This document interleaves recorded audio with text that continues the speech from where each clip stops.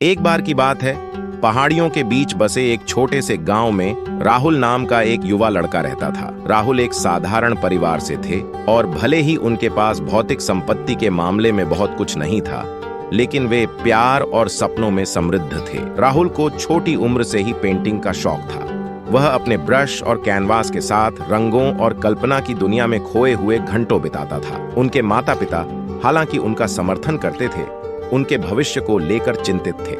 वे जानते थे कि कला में आगे बढ़ना सबसे व्यावहारिक रास्ता नहीं है, खासकर तब जब उन्हें गुजारा करने के लिए संघर्ष करना पड़ता था। लेकिन राहुल के दृढ़ संकल्प की कोई सीमा नहीं थी। उनका मानना था कि अगर उन्होंने पर्याप्त मेहनत की और अपना दिल अपनी कला में लगा दिया तो सफलता अवश्य मिलेगी। अटूट विश्वास के साथ उन्होंने पेंटिंग करना जारी रखा। उन्हें जो भी सामग्री मिली उसका उपयोग करके पुराने समाचार पत्र, बेकार कार्डबोर्ड और यहां तक कि परित्यक्त इमारतों की दीवारें भी उनके कैनवास बन गईं। जैसे जैसे राहुल बड़े हुए, उनकी प्रतिभा पर एक स्थानीय कला शिक्षक का ध्यान गया, जिन्होंने उनमें बड़ी संभावनाएं देखीं। शिक्षक ने उन्हें मार्गदर्शन और प्रोत्साहन दिया, उन्हें नई तकनीकें सिखाईं और पेशेवर कला की दुनिया से परिचित कराया। हालांकि जैसे जैसे राहुल ने वयस्कता में प्रवेश किया, जीवन की कठोर वास्तविकताएं उस पर भारी पड़ने लगीं। उन्हें अपने परिवार का समर्थन करने की जरूरत थी और एक पूर्णकालिक कलाकार बनने का उनका सपना एक असंभव विलासिता जैसा लग रहा था। अनिच्छा से उन्होंने वित्तीय स्थिरता के लिए अपने जुनून का त्याग करते हुए छोटी मोटी नौकरियां की। साल बीत गए और राहुल ने खुद को एक अरस्ता के चक्र में फंसा हुआ पाया। गुजारा करने के लिए अथक प्रयास किया, लेकिन कभी भी वास्तव में संतुष्ट महसूस नहीं किया।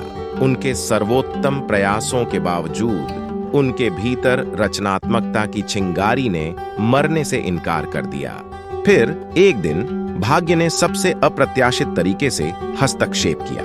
एक धनी कला संग्राहक की नजर एक स्थानीय कैफे में प्रदर्शित राहुल की पेंटिंग्स पर पड़ी। उनके काम में कच्ची भावना और गहराई से मंत्रमुग्ध होकर कलेक्टर ने राहुल की तलाश की और उनके पूरे संग्रह को भारी कीमत पर खरीदने की पेशकश की।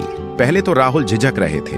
वह रोजमर्रा की जिंदगी के संघर्षों का आदी हो गया था और उसे डर था कि अपने जुनून का पीछा करने से केवल निराशा ही हाथ लगेगी। लेकिन फिर उन्हें अपने कला शिक्षक के शब्द याद आए, सच्ची सफलता आपके द्वारा एकत्रित की गई संपत्ति में नहीं, बल्कि उस संतुष्टि में निहित है जो आपको वह करने में मिलती है जो आपको पसंद है। नए साहस के साथ राहुल ने कलेक्टर के प्रस्ताव को स्वीकार कर लिया और उस पैसे का उपयोग अपना स्टूडियो स्थापित करने के लिए किया।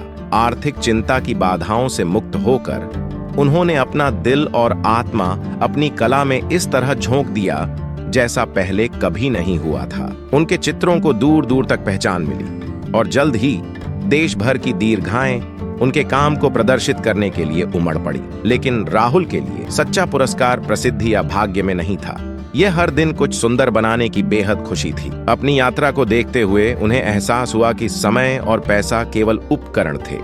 यह जुनून और दृढ़ता थी जिसने उनकी सफलता को बढ़ावा दिया। और इसलिए राहुल की कहानी एक शाश्वत अनुस्मारक के रूप में कार्य करती है कि बाधाएं चाहे कितनी भी कठिन क्यों न लगें, अटूट समर्पण और स्वयं पर विश्वास के साथ सपने वास्तव में वास्तविकता बन सकते हैं।